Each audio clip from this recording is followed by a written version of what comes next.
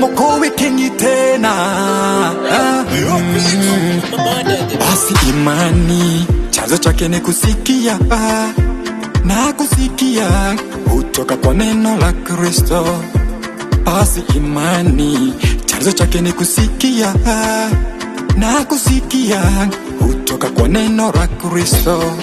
Pasipo imani haiwezekani kumupendeza, kwa maana mtu amwendeaye Mungu lazima hamini ya kwamba yeye yupo na kwamba huwa ya wale wamtafutao.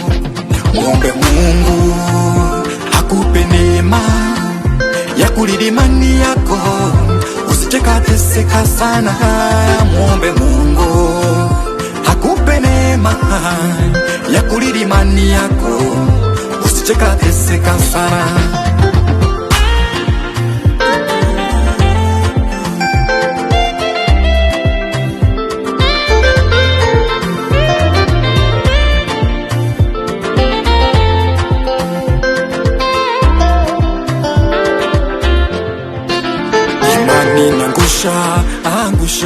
Angusha mulima. Ukiwa na swala lolote mwamini, bora mwamini Mungu. Imani ni njema, ni njema, ni njema no. Imani yaweta furaha kwa waamini hao. Usipomwamini Mungu kwa kila chochote, wewe ni bure. Mwamini Mungu natafanya swala la kupata kazi na mapesa, wewe omba. Numwamini Mungu nutapata. Tatizo la kupata mtoto, wewe omba sister. Numwamini Mungu utapata. Tatizo la kupata mpenzi wa kufunga doa, wewe omba. Numwamini Mungu nutafunga doa. Na kama unaungua saratani, wewe omba. Numwamini Mungu nutapona. Muombe Mungu akupe neema ya kulinda imani yako, usiteseka sana.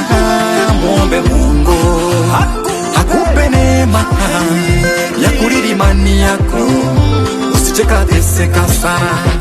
Muombe Mungu akupe neema ya kulinda imani yako, usiteseka sana.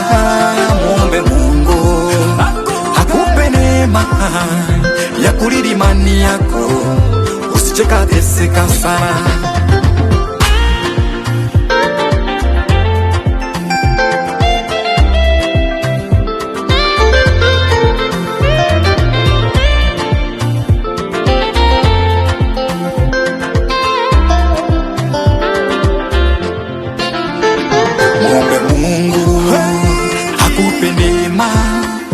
Ya kulinda imani yako, usiteseka sana.